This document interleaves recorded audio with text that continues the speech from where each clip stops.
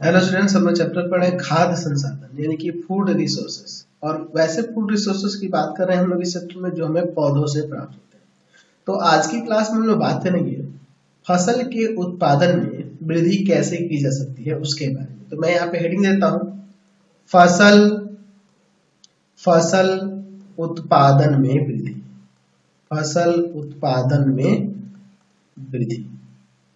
जैसा कि मैंने आपको पहले भी बताया है कि जनसंख्या की बढ़ती रफ्तार के कारण अभी अगर हम लोग बात करें 2023 की, तो हमारी टोटल जनसंख्या, टोटल आबादी अभी तक लगभग 140 करोड़ के आसपास पहुंच गई है। तो जिस रफ्तार से जनसंख्या बढ़ रहा है उसी रफ्तार से हमें फसलों के उत्पादन में वृद्धि करनी होगी। ठीक है। अगर हम लोग आज से 50 साल पहले चल जाए या 70 साल पहले या आजादी के समय में बात करें तो हमारे देश की जनसंख्या 60 से 65 करोड़ थी। और ये आपको पता ही है कि जो हमारा भारत है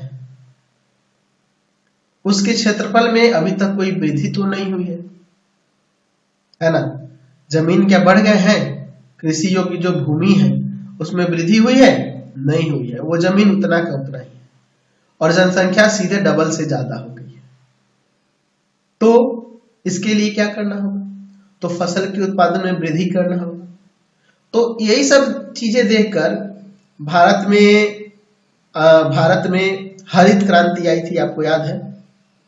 हरित क्रांति में क्या हुआ था जी?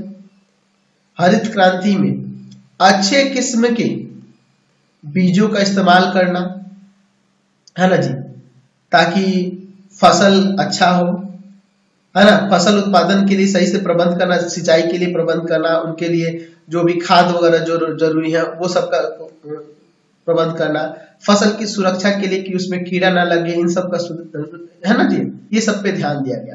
तो ये हरित क्रांति जो आई थी भारत में वो किसके लिए थी? फसल के उत्पादन में वृद्धि के लिए ही। और साथ ही साथ उस समय कृषि योग्य भूमि भी, जैसे ये 60 के दशक में हुई थी, 1960 के दशक में ये हरित क्रांति आई थी। तो उस समय जो है ना, जो अनाज उत्पन्न होते थे उससे अगर अभी की तुलना करोगे, अभी अगर मैं 2023 की तुलना करूं तो लगभग 4 से 5 गुना अधिक ज्यादा अभी उपज होती है। अनाज की उपज अभी लगभग 4 से 5 गुना होती है। तो भाई अभी तो ठीक है, अनाज प्रचुर मात्रा में हमें मिल जा रहा है, लेकिन यही जनसंख्या जब 200 करोड़ या 400 करोड़ 300 करोड़ ऐसे पहुंच जाएगी तो क्या आप इतने पैदावार करके, अगर हम लोग बात करें और अभी 140 करोड़ जनसंख्या है तो हमें 240 से 250 मिलियन टन अनाज की आवश्यकता होगी हर एक साल। अगर यही जनसंख्या इसकी डबल होगी तो हमें उतना इसका अनाज को भी डबल करना हो। तो भूमि में तो वृद्धि नहीं होगी। हाँ, भूमि में हरित क्रांति के समय में जंगलों को काट छाट कर लोग कृषि योग्य भूमि बनाए थे, उस समय 25% वृद्धि हो गई थी कृषि योग्य भूमि की। यानी कि जो भी, जैसे कह रहे हैं, मतलब कोई जंगल है तो जंगलों को काट छाट करके उसको कृषि योग्य भूमि बनाएगा। कोई जमीन ऐसे पड़ती पड़ा है, सूखा पड़ा है, तो उसको जुताई करके उसमें उसको उपयोगी बनाया गया उसमें, ताकि अनाज को उपजाया जा सके। ठीक है ना जी। तो ये सब किया गया हरित क्रांति के समय में। लेकिन अब तो जितनी भूमि है उतनी ही है, कृषि योग्य भूमि में कोई बढ़ोतरी नहीं हो रही है, अब घट ही रहा है। हम लोग क्या कर रहे हैं, उसमें कल कारखाने बन रहे हैं, मकान बन रहा है, जिसके कारण कृषि योग्य भूमि घटते जा रही है। जाहिर सी बात है, जनसंख्या बढ़ेगी तो मांग बढ़ती जाएगी और कृषि योग्य भूमि धीरे धीरे धीरे धीरे धीरे धीरे घटती ही जाएगी। समझ गए ना जी। तो कृषि योग्य भूमि घटती जा रही है, तो इसके लिए सबसे ज्यादा जरूरी है कि हमें जनसंख्या को कंट्रोल करना। अगर जनसंख्या कंट्रोल हो गई, देख लो अभी चाइना में नियम लागू कर दिया कि एक ही बच्चा होना चाहिए। तो जब एक बच्चा होगा, एक माता पिता से जब एक बच्चा होगा, तो जाहिर सी बात है 40 से 50 साल में उनकी जनसंख्या आधी हो जाएगी, क्योंकि 2 लोगों से एक बच्चा उत्पन्न हो रहा है। यानी कि 2 लोग मिल रहे हैं तो एक बच्चा उत्पन्न हो रहा है, एक बच्चा उत्पन्न हो रहा है, यानी कि अब अगले पीढ़ी में जनसंख्या आधी हो जाएगी सीधे। तो इसलिए वो अपना लेकिन यही सब नियम अगर हम लोग भारत में बनाते हैं, अभी फिलहाल मेरी तो सरकार से यही गुजारिश है, कम से कम 2 बच्चा, सॉरी अधिक से अधिक 2 बच्चा, कम से कम नहीं, अधिक से अधिक 2 बच्चे का नियम यहाँ पे भी लगना चाहिए ताकि जनसंख्या को कंट्रोल किया जा सके।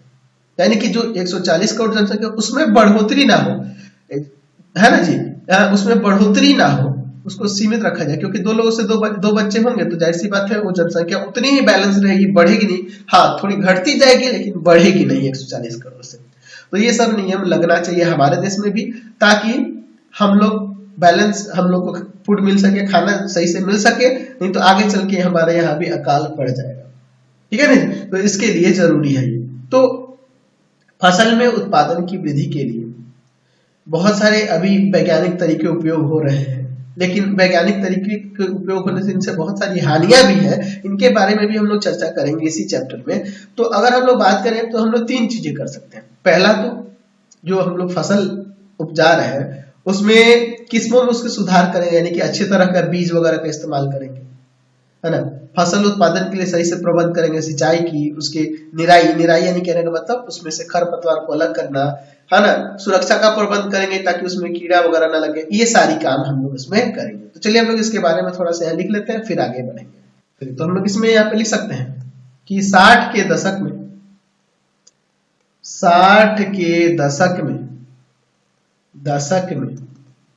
हरित क्रांति होने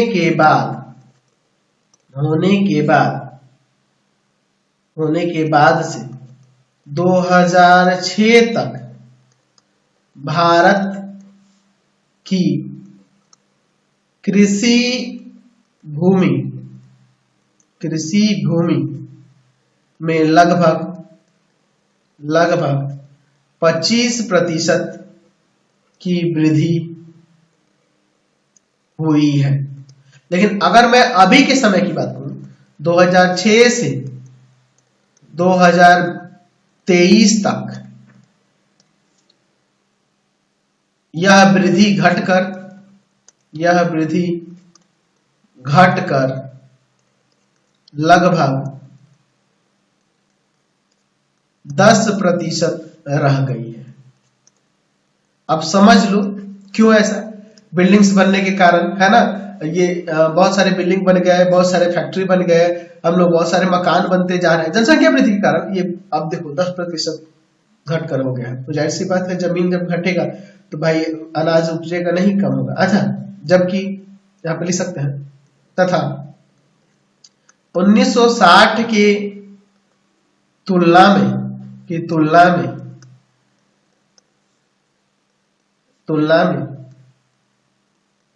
अन्न की पैदावार 4 गुना बढ़ी है। अच्छा, अन्न की पैदावार 4 गुना बढ़ी तो जनसंख्या भी तो डबल से ज्यादा हो गया, है ना। यह वृद्धि कैसे हुआ है? 4 गुना पैदावार की वृद्धि कैसे हुआ? तो यह वृद्धि कृषि में उन्नत किस्म के बीजों के उपयोग तथा वैज्ञानिक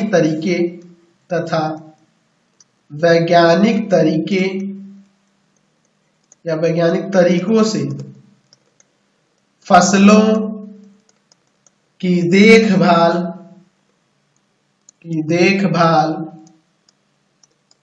सुरक्षा आदि कारणों से संभव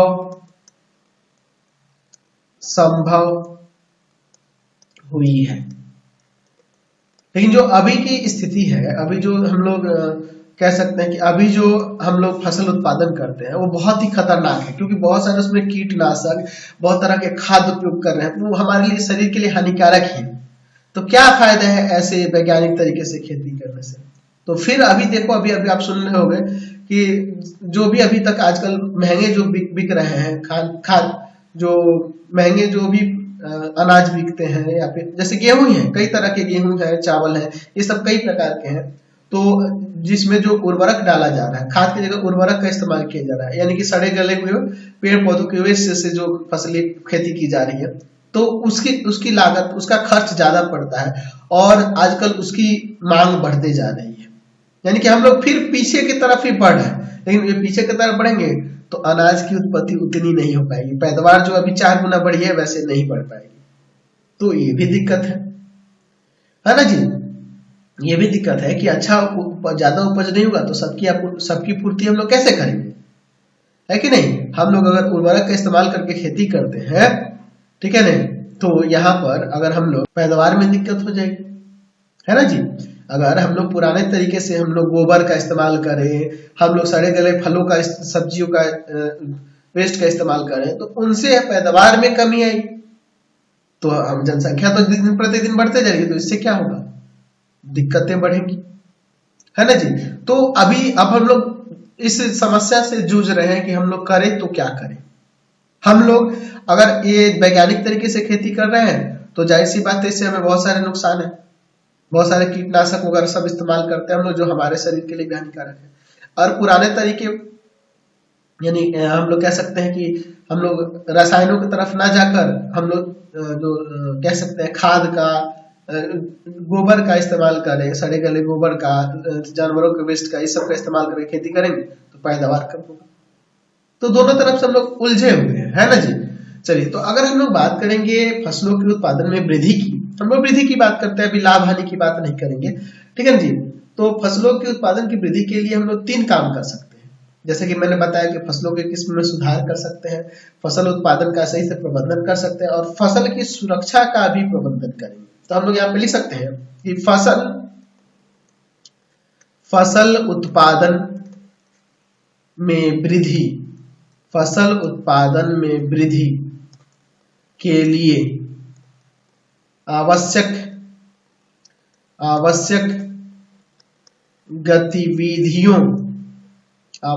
गतिविधियों को निम्न वर्गों में बांटा जा सकता है। कौन कौन से वर्ग हो जाएंगे जी? पहला हो जाएगा आपका फसल की किस्मों में सुधार करेंगे। दूसरी बात आ जाएगी कि फसल के उत्पादन के लिए उसका सही से प्रबंध करेंगे, फसल उत्पादन प्रबंधन, इनके बारे में एक करके हम लोग पढ़ेंगे, ठीक है ना जी। और तीसरी बात आ जाएगी फसल की सुरक्षा का प्रबंध करेंगे, फसल सुरक्षा प्रबंधन। तो एक एक करके इन सबके बारे में हम लोग बात करेंगे। पहले फसल के किस्मों के सुधार के बारे में देखेंगे, फिर फसल उत्पादन के प्रबंधन और फिर फसल सुरक्षा के लिए क्या क्या हम लोग उसका प्रबंध कर सकते हैं, इसके बारे में देखेंगे। तो फिलहाल आज की क्लास में इतना ही मैं रहने देता हूं। आपको हमारे 3 चैनलों को सब्सक्राइब कर लेना होगा। पहला है पाथफाइंडर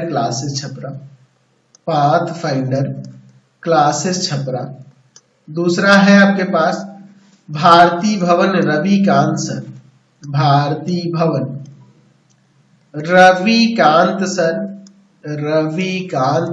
और तीसरा चैनल है रविकांत सर RD